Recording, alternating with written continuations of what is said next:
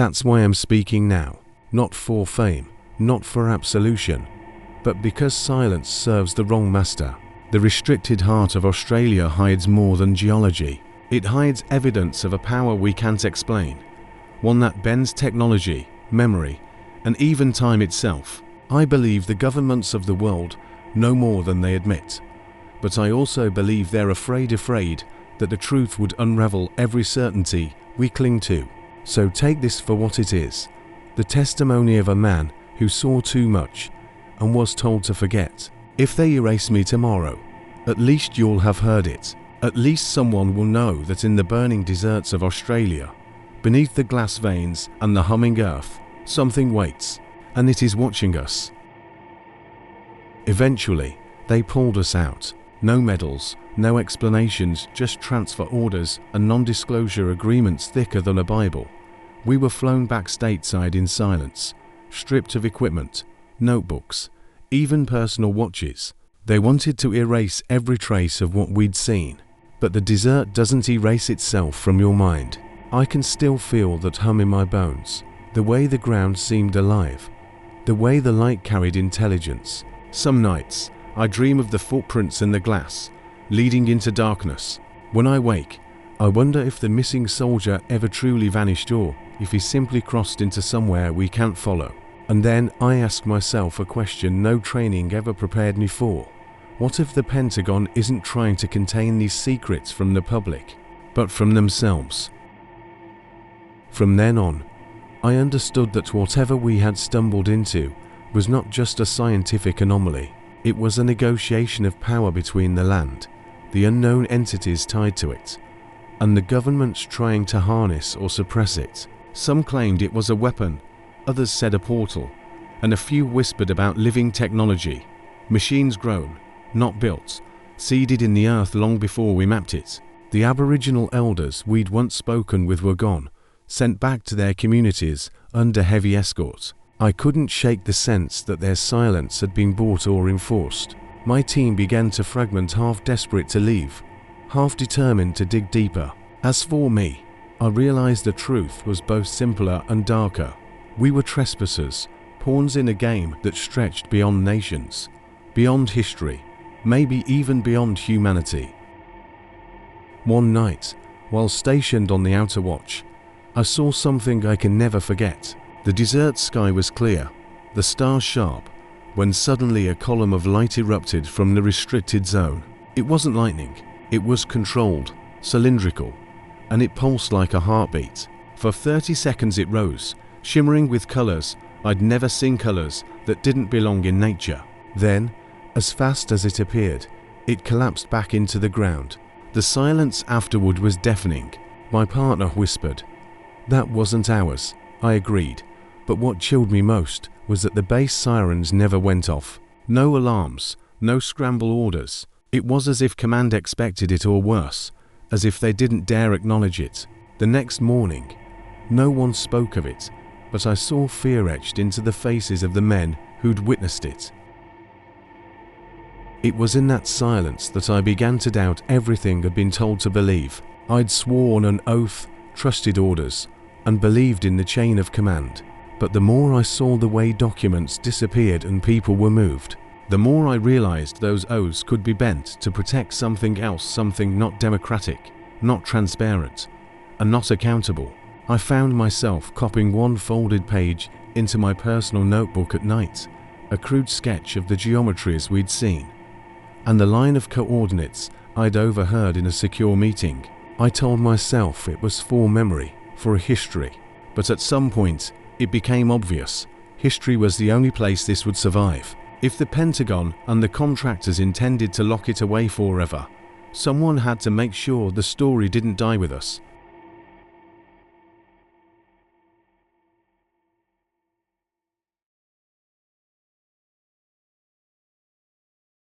After that convoy, the base changed. More layers of command arrived. Men in suits who didn't salute and women with direct lines to offices we'd never heard of. They tightened the perimeter, brought in more contractors, and installed equipment that blinked with lights like creatures. We were ordered to stop field work and return to the compound. All leave was cancelled. Briefings grew colder and shorter. Operational risk, containment, do not discuss. I watched as careers were rearranged overnight. A sergeant who joked with us at dinner was reassigned to a remote training post and then quietly discharged with a medical card. When I asked the colonel what we were trying to contain, he only said, "Things that don't belong to us." That answer satisfied no one, but it served its purpose. Fear kept mouths closed. Meanwhile, the desert went on, indifferent and patient, the glass veins glinting like scars in the sun. For me, the most chilling moment came when I was assigned to escort one of those sealed crates to a waiting aircraft. Simple job, 2 guards, 1 box, short trip. But halfway across the tarmac, the crate began to shake. Not violently, just a subtle, steady vibration, like a heart beating inside. My partner gripped his rifle so tight his knuckles went white. Then we heard it, a hum, low and deep, resonating through the air. It wasn't coming from the box alone, it was echoing in our heads. For a few seconds, I swear I saw shapes flickering around us, silhouettes that bent the floodlights into impossible patterns. Then, as suddenly as it started, the hum stopped. The crate went still. We delivered it without a word. But that night, I couldn't sleep, because I realized something horrifying. Whatever was in that desert wasn't just buried, it was alive. Weeks later, whispers started spreading through the base. Not official reports, not memos, just the kind of quiet talk soldiers use when they're afraid, but still need to share. They said the artifacts weren't inert. One technician claimed he touched a fragment with bare skin and blacked out instantly. When he came to, he wasn't himself. He spoke in a language no one could recognize, his voice lower, almost metallic. They sedated him, flew him out the next day, and we never saw him again. Another story said the fragments emitted sound inaudible at first, but strong enough to vibrate through bone. Dogs in the area refused to go near the test sites, howling until their handlers dragged them away. None of this was filed, of course. None of it was real. But when stories pile up like that, you know the ground truth is darker than the paperwork. They debriefed us separately, then together, trying to stitch up our accounts into a coherent report that could be filed and hidden. The language they taught us to use was precise: anomalous geological activity, unauthorized access, operational security breach. Even when I pushed, asking bluntly if we were dealing with extraterrestrial tech or a clandestine weapons program, the official line folded into silence. The denials were thorough, and the files moved underground. I watched as entire crates of our field data vanished, hard drives, physical photos, even a notebook I kept with crude drawings of the glass veins and the prints. A colleague whispered that contractors had dug test trenches where the glass veins ran and brought up artifacts, small, metallic fragments etched with patterns no one could catalogue. They were flown out in unmarked crates at night. The official reason, geological sampling. The real reason, I suspected, was that once something that changes the rules of the dirt is found, government's close ranks, they do not let the world know until they decide they can handle the consequences. After that disappearance, things escalated quickly. The higher-ups stepped in phases I'd only seen on video feeds and in command briefings. We were pulled from the line, interrogated not about what we'd seen, but about what we'd told each other. Questions were polite, then sharp. Did you photograph anything? Who else was with you? Did anyone record audio? We answered the rehearsed lines, because the alternatives were worse. Behind closed doors, I learned they'd reached out to local Aboriginal elders under strict escort, not to seek permission, as the press would say, but to listen for warnings. The elders did not speak of territory in the way we do. They spoke of balance and consequence, stories older than colonization that warned of places where the land itself should not be vexed. Those warnings were copied into sealed memos and handed straight to a joint task force. Pine Gap, the US-Australia joint facility, increased its patrols. Contractors with no clear insignia arrived with equipment that hummed like a trapped animal. Whatever we'd brushed against in those nights had not only territorial custodians, it had powerful people afraid of it, too. The incident divided the team. Half believed it was some advanced cloaking technology, experimental prototypes hidden in the desert. The other half whispered about something older guardians of the land, beings tied to the Dreamtime myths of the Aboriginal people. Personally, I didn't know what to believe, but I did know this. Something was deliberately erasing our evidence, not just the tape, but digital backups, field notes, even sketches one soldier made in his journal. Pages went missing overnight, as if the desert itself had swallowed them. That's when the paranoia started. Men refused to sleep. Some claimed they heard voices at night, speaking in languages they couldn't understand. And one morning, one of our men was simply gone. We requested immediate aerial support, satellite imaging, drones, anything that could give us a closer look. But every request came back stamped with the same word: denied. The Pentagon didn't want eyes in that region, not even their own.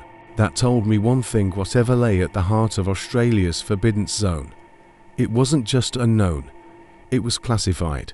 Still, we pushed our luck. One night, using night vision optics, we spotted movement along the horizon. Tall figures, too tall to be human, walking in single file across the desert ridge. Their bodies shimmered, almost like heat mirages, bending the air around them. We recorded the footage, or at least, we thought we did. When we reviewed the tape, it was nothing but static. The next morning, we found something even stranger. The desert sand where the lights had appeared was fused into glass. Perfect, smooth glass, running in veins across the ground, as though someone had poured molten fire beneath the surface. Our geologists said it would take temperatures hotter than any known weapon to achieve that. But what really scared us were the footprints, hundreds of them, pressed deep into the glass. Some were human, others were not. Three-toed, elongated, impossible. They led straight into the heart of the restricted zone, where no one was allowed to follow. That was the moment I realized, whatever was in the center of Australia, it wasn't meant for us, and maybe it wasn't even from Earth. There's one memory that never leaves me. We set up camp along the edge of the restricted zone, trying to get baseline readings. The desert was silent, absolutely dead. No insects, no birds, not even the wind. Then, without warning, the ground began to hum. Not shake, not tremble, hum. Like a massive engine hidden beneath the earth had come alive. Our equipment spiked instantly. Radiation, magnetic flux, you name it. And then the lights came, not from above, but from below. Blinding shafts of white shot through cracks in the ground, forming shapes too precise to be natural. One of the men said it looked like circuitry, like the land itself was wired for power. Before we could move, everything cut to black again. The men who stayed too close to the restricted zone started to break down. First it was paranoia, hearing whispers, seeing figures out of the corner of their eyes. Then came the dreams, vivid, violent, impossible to ignore. Soldiers dreamed of massive doorways opening beneath the desert, of beings without faces standing in the firelight. Some woke up screaming, their bodies covered in burns, though no flame had touched them. One officer begged to be discharged, saying he couldn't tell the difference between waking life and the visions anymore. He was sedated, flown out, and never mentioned again. That's the thing about the Pentagon: they don't bury the truth. They bury the people who get too close to it. The further you get into the interior, the more the land itself begins to change. From the air, I saw patterns that no natural formation could explain: perfect circles scorched into the red earth, lines stretching for miles, intersecting at geometric angles. The Pentagon dismissed them as erosion or cattle tracks, but we knew better. Satellites confirmed those formations would shift overnight, as if something beneath the ground was moving, rearranging itself. And every time the formations changed, strange signals were detected on military frequencies: bursts of static, pulses of energy, and once, what sounded like a human voice speaking in a language one could identify. Officially, they scrubbed the recordings. Unofficially, I heard them myself. We were briefed once, and only once, about what they called the core zone. They told us it was a site of ancient significance, discovered long before modern records. Aboriginal stories spoke of a forbidden heart, a place where the earth connected to other worlds. The elders warned never to approach it, claiming it held spirits that could control the mind. But the Pentagon doesn't believe in myths, they believe in power. They claim something lies under the desert, something older than history itself, some kind of structure or technology. That's why they sealed it off. That's why no tourist, no scientist, no explorer ever sets foot there. If the truth got out, the entire world would start asking questions no one is prepared to answer. On the third night, I heard a low vibration in my bunk. It wasn't the sound of engines or generators. It was deeper, resonating in my bones, like the ground itself was alive. The officers told us not to mention it, to act as if nothing happened. But I wasn't the only one who felt it. Some of the soldiers couldn't sleep. Others complained of headaches and hallucinations. One man swore he saw a massive structure in the distance, black towers rising from the desert floor. He was gone the next morning. Officially, he was transferred. Unofficially, no one ever saw him again. That's when I understood. The desert wasn't empty. It was hiding something buried so deep that the Pentagon feared even its own men would lose their sanity if they stared too long. When I was deployed there in 2004, I thought it was just another surveillance assignment. But the second we landed at the remote base, I realized something was wrong. The facility wasn't run entirely by Australians. Half of the command wore American insignias. The Pentagon had full control over the inner perimeter. The first rule given to us was simple: never look past the black fence that stretched endlessly toward the desert. Anyone caught even glancing beyond it would be detained. At night, strange lights flickered in the distant shapes that rose and disappeared in silence, like fire without heat. Some said it was testing of classified weapons. Others whispered it wasn't human technology at all. They told me never to speak about what I saw in Australia. The Pentagon classified the entire mission, and the official story is that there is nothing unusual in the heart of the continent.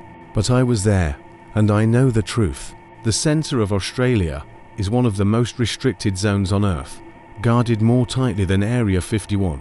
On the maps, it looks like endless desert, just empty red soil and rocks. But behind those barren lands lies something they do not want the world to know about. For decades, governments have claimed it's uninhabitable or too dangerous. That's just a cover. No civilians are allowed to step foot there. No planes fly over it. And even satellites sometimes show blurred images. Why? Because what hides in that desert is not meant for ordinary eyes.